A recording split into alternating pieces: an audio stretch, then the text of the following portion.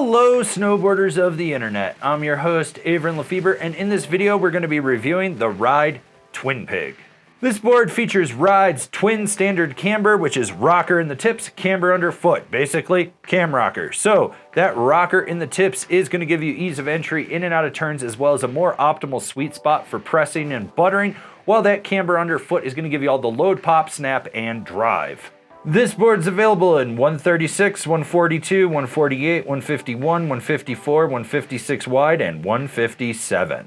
I rode this board at Copper Mountain on a day that had overcast skies, pockets of blue, creamy groomers, chopped chunder, slush, warmer temps, basically end of the day spring-like conditions, and I rode it with my Rome Black Label bindings and my K2 Thraxis boots. This is your standard run-of-the-mill, middle-of-the-road park flex. What you get is more play in the tip and the tail, accentuated where that rocker zone is, then stiffer through the midsection where that camber is. There's a fair amount of torsional flex, but it is a little bit rigid, so it does rebound, and with the width of this board, you're also probably going to find, if you have a smaller foot, that it is a little bit more rigid when you're ankle steering.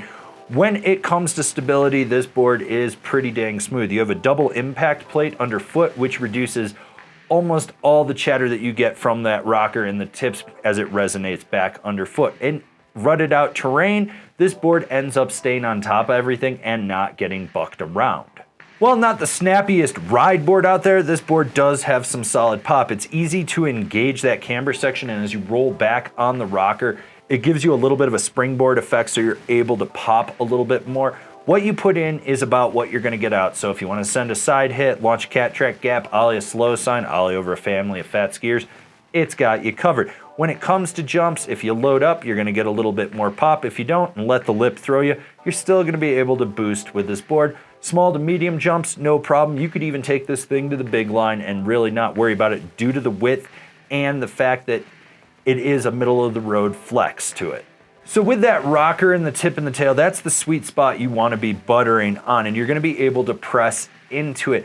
When you do, it locks in and it holds, but when you go to disengage, you're going to get snapped out of it. So be aware of it. It doesn't fight you, but it will pop you out of any butter variation that you're doing. The same thing kind of happens when you're jibbing. You do have more width just due to the shaping of this board, and that ideally lets you lock in easier on a feature. So you're going to be able to lock into that press, whether you're on your nose or tail, and when you hit the end of the feature, you're going to snap. When you go sideways, there's a gentle caress of that camber section. It doesn't really clap out or hug it, it just sort of caresses around the feature, and you feel it bend around it, and it locks in and it slides just fine.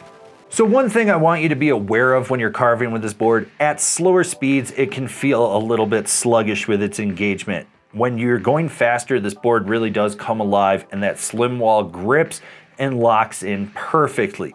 So you want to be just cruising with a little bit more speed than you think. When you do, you're able to swoop in and out of turns relatively easy. When you're going slow, it's sluggish, like I said.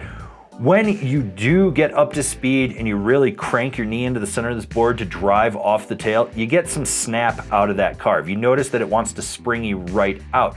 Short, tight, quick carves, sluggish at times, but not bad. Medium, mellow carves are really its strong suit, but it can handle those deep, hard, aggressive carves. Who's this board for? The big-footed freestyle guy that wants an asymmetrical twin. So I've ridden this board enough to know that I did not like it in the past. This one, it's not so bad. It's a snowboard, gets the job done. It's not mind-blowing, it's just sort of there.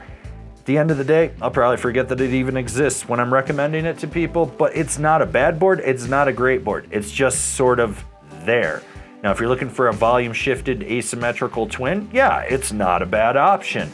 But is it gonna be for everyone that's looking for a freestyle twin? No, not by any stretch of the imagination. Comparable boards, the Marhar Lumberjack X, the K2 Party Platter, the GNU Rider's Choice C3, or the RC C3. Binding recommendations, the Ride C6, the Battalion Blaster ASIM, the Union Ultra.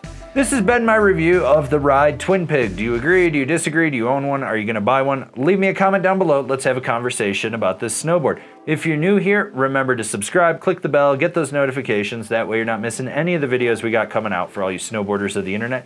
And if you really like what we're doing over here and you wanna support us further, swing on over to Angry Snowboarder VIP and become a member. Sure, I could tell you more here, but I got a video over there that explains it so much better. As always, I've been your host, Avran LeFeber, and I'll see you in another video.